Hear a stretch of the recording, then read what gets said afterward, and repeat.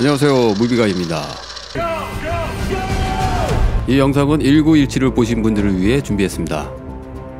원 컨티니어스 숏, 즉 매신마다 롱테이크로 찍어서 촬영 씬들을 절묘하게 이어붙여서 영화 전체를 원테이크처럼 보이게 만든 영화죠. 이 영화의 촬영 기법이 매우 궁금해서 분석해봤습니다. 이 영화를 보시면 카메라가 시종일관 주연 배우를 따라가는데 지루하지 않게 다양한 앵글의 변화와 화면 사이즈의 변화를 주면서도 마치 전쟁터 한가운데 서 있는 것처럼 주변 상황들이 모두 보여지고 배우들의 표정 또한 놓치지 않으면서 대단한 몰입감을 주고 있습니다.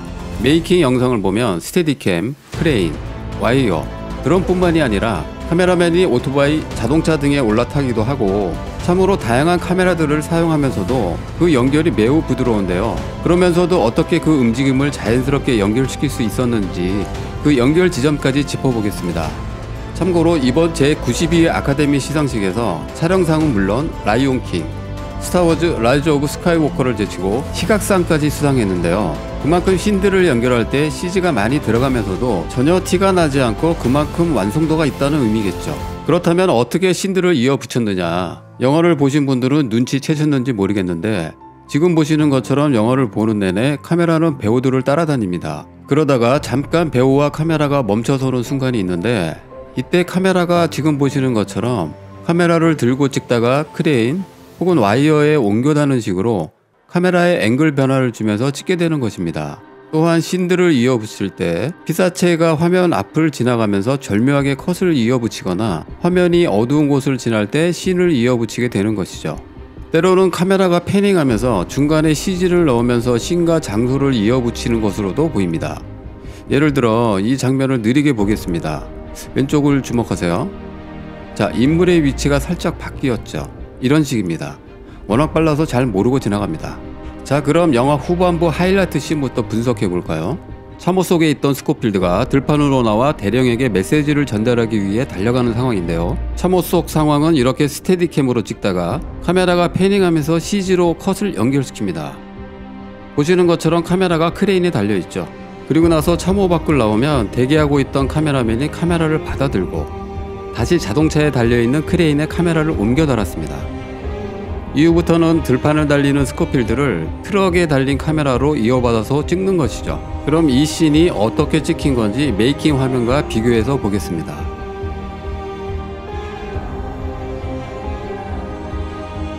참고로 배우가 달리면서 엑스트라와 부딪혀 넘어지고 하는 것들은 연출이 아닌 리얼 상황으로 NG를 내지 않으려고 다시 일어나 달렸다고 하네요. 이 장면 다시 찍으려면 얼마나 큰 일이겠습니까? 그런데 여기 보시면 마지막에 보조 출연자와 또 부딪히는데 이 보조 출연자 당황해서 어쩔 줄 몰라 하는 것도 보이네요. 결국 이 장면 다시 찍었다고 합니다. 그리고 나서 참호로 들어가면서 이 씬이 참호 씬으로 연결되는데 바로 이 지점 느끼셨나요? 이렇게 카메라 앞을 피사체가 지나가면서 다음 씬으로 절묘하게 이어붙이게 됩니다. 이후부터는 다시 스테디캠으로 배우를 따라가면서 찍게 되는 것이죠. 이렇게 알고 이 영화를 다시 보면 어떻게 원테이크처럼 보이게 연결했는지 그 지점들이 눈에 많이 보이게 됩니다. 이 영화에서 이런 지점이 가장 많이 캐치가 되는 부분이 지금 보시는 이 밤씬인데요. 배우와 카메라가 계속해서 움직여야 하기 때문에 조명 설치가 불가한 상황이었죠. 이 문제를 샘 멘데스 감독과 촬영감독 로저 디킨스는 아주 기가 막힌 아이디어로 해결합니다. 먼저 건물 크기의 대형 조명탑을 설치하고 세트장 전체 조명을 커버하게 되는데 이것은 영화에서 CG로 불타는 건물로 바뀌었네요. 그리고 이 장면, 조명탄이 쏘아 올려지면서 건물 그림자가 길게 늘어지는 이 멋진 장면은 이렇게 하늘에 조명봉을 설치해서 조명을 매달아 좌우로 움직이게 하면서 건물 그림자의 실루엣이 멋지게 늘어지는 명장면을 만들었습니다. 배우가 그림자에 가리면 카메라가 바뀌면서 절묘하게 씬들을 연결시키는 방법을 고안해냈는데 참 대단하죠. 로저 디킨스는 과거 브래드 피트가 제작과 주연을 맡은 비겁한 로버트 포드의 제시 제임스 암살이라는 영화에서도 달려오는 열차의 라이트를 이용해 멋진 실루엣 장면을 연출해낸 적도 있었죠.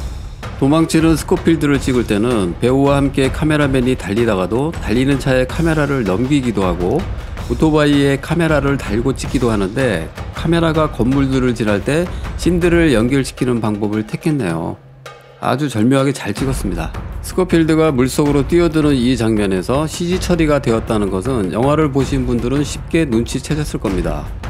스코필드가 트럭을 타고 이동하는 이 장면, 카메라가 트럭 속 좁은 공간을 배우와 함께 차에 타고 내리는 장면인데 여기 이 지점에서 연결시켰고, 카메라맨이 내릴 때는 이처럼 덮개를 열고 닫을 수 있도록 차량을 특수 제작해서 해결합니다.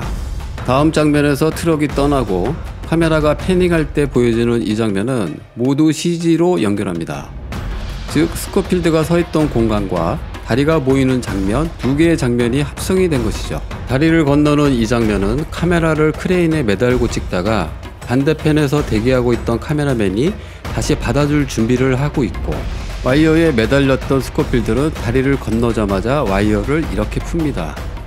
다리에서 뛰어내리는 이 순간에서 다시 씬을 이어붙이고, 이후부터는 다시 카메라가 핸드헬드로 바뀌면서 찍게 됩니다. 자, 이런 식으로 절묘하게 카메라를 바꿔가면서 찍게 되는 것이죠. 자, 그럼 이런 식으로 찍었다고 가정했을 때 영화 속에서 씬을 이어붙인 것을 쭉 한번 짚어보겠습니다.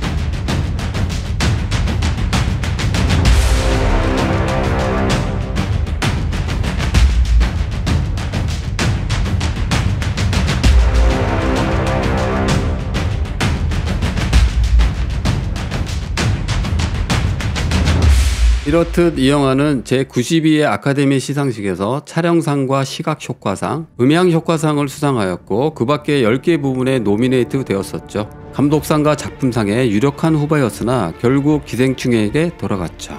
그렇다고 해서 기생충보다 못하다고 절대 폄하할 수 없는 영화입니다. 이런 촬영 기법을 통해 대단한 몰입감을 주고 있는 영화이고 엄청난 완성도를 보여주고 있는 영화입니다. 이렇게 찍기 위해선 정말 철저한 계산과 노력이 필요하다는 것을 느끼기에 굳이 이 영화의 단점을 찾아내서 감히 논한다는 건 제작 스태프들에 대한 예의가 아니라고 느껴집니다. 그들의 노력이 있었기에 눈과 가슴으로 즐거움과 신선한 충격을 받았으니까요. 현란한 카메라 워크와 편집이 없이도 대단한 몰입감을 줄 수 있는 참 괜찮은 영화를 보고 온 것 같습니다. 음악 또한 너무 잘 만들었다고 느껴졌는데, 보시는 것처럼 여러 영화에서 그 실력을 인정받고 여러 차례 아카데미 시상식 음악상 후보에 오른 토마스 뉴먼이 만들었습니다. 참 잘 만든 괜찮은 영화 1917. 꼭 극장에서 확인해 보시기 바랍니다. 어디서 씬을 이어붙였는지 눈여겨 찾아보시는 것도 영화를 보는 또 다른 재미일 것입니다.